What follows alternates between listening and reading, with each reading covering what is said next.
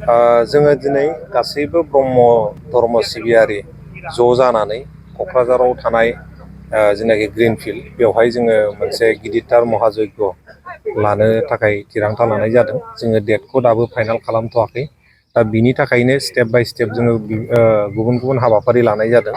बिनिनो मोनसे हाबाफारि हिसाबै जोङो दिनै बे क'क्राझाराव थानाय थुलुंगाफुरि गामियाव जोङो मोनसे पुर्निमाजों लोब्बा लाखिनानै जयग' आहुति होनाय जादों। आरो बे गिदिरथार जेनाखि महायज्ञ जानो थांगासिनो दङ, बे जयग'नि मेन थांखियानो जाबाय मेन जेनाखि एम्स एन्ड अबजेक्टिभ बेनो बुहुमाव जाहाथे जोंनि गेजेराव अनलायलायनाय फैयो, बुहुमाव गोजोन फैयो, बिनि थाखायनो जोङो महायज्ञखौ लानो थांगासिनो दं। माब्ला आरो बहा? जायगाया जोङो क'क्राझाराव थानाय ग्रिन फिल्डखौ थिग खालामनानै लादों।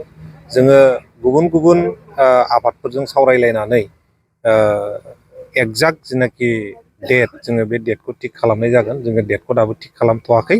बेखौ जोङो गुबुन गुबुन आफादफोरजों सावरायलायनानै थिग खालामनाय जागोन। हाबाफारियाव सोरखौबा आलासिफोर जोङो दासिमाव सावरायनाय मथे जोंनि भारतनि लेङाइ भाइस प्रेसिडेन्ट जगदीश धानकार बिथांखौ जोङो लेंहरनो थाखाय थाग थियारि खालामबाय थादों। आरो आसामनिनो गिबि मन्थ्रि डक्टर हिमन्त बिश्व शर्मा सार बिथांखौबो लेंहरनो थाखाय जोङो थाग थियारि खालामबाय थादों। दा जोङो बेफोरखौ साक्सेस खालामनो थाखाय बिभिन्न लेभेलाव खामानि मावबाय थानाया सोलिबाय थादों। ओरैनो साबेसेसो सुबुंफोरखौ थुबुर खालामनायनि थियारि खालामदों? जोङो दा टारगेट खालामबाय थादों जोंनि आसामाव बा इन्डियायाव जेसेबांखि जायगायाव ब्रह्म धोरोम सिबियारि बिथांमोनखौ ज' खालामनो। आरो दानि जि टारगेट जोंनि सुबुं गमानि जेनाखि जयग' नुजाफैनायनि टारगेट, बेवहाय जोङो एराउन्ड 20निफ्राय 25,000 ब्रह्म धोरोम सिबियारि बिथांमोनखौ नुजाफैगोन होननानै जोङो मिजिंथिनो हायो।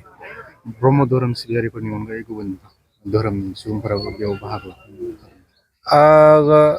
धोरोमनि खोथा बुङोबा बाहाय रावखौबो फैनो मोना बा फैनाङा होननानै थाया।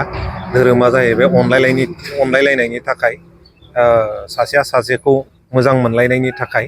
दा बिनि थाखायनो गासैबो धोरोम सिबियारि, गासैबो फोथायथिनि सुबुं बिथांमोनाबो फैनानै नैबे महायज्ञआव बाहागो लाफैनो हागोन। गुबैयै बे महायज्ञ हाबाफारिखौ लानायनि गुबै थांखियानो दहायनो आङो बुंखादों, बुहुमाव अनलायनाय लाबोनाय, गोजोन थासारि लाबोनाय। दा बेनो बे महायज्ञनि मेन अबजेक्टिभ बा थांखि जागोन। थुनलाइयारि बिथिङाव फिन गोजोनथाव रादाब लानानै फैदों बिटिआर सरकारा। गोजोननि नोगोर क'क्राझाराव फिन खुंजानो थांगासिनो थामथि थुनलाइयारि फोरबो। सोलिफु जानुवारि दाननि फैगौ 27, 28 आरो 29 जानुवारियाव सानथामनि हाबाफारिजों खुंजागोन थामथि क'क्राझार लिटारेरि फेस्टिभेल एबा थामथि क'क्राझार थुनलाइयारि फोरबो।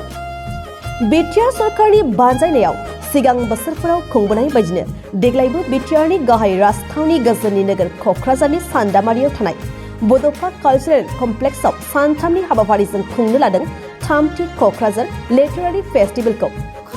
सिगां बोसोरफोरनि बायदिनो बे खेबावबो हादरनि गुबुन गुबुन रायजोफोरनि खना खनला थानाय हारि हारिसाफोरनि खन्थाइगिरि थुनलाइगिरिफोरजों लोगोसे गुबुन बायजो हादरफोरनिफ्रायबो गोबां मुंदांखा लिरगिरि, थुनलाइगिरि, सोलोंथाइगिरिफ्रा बाहागो लाफैगोन।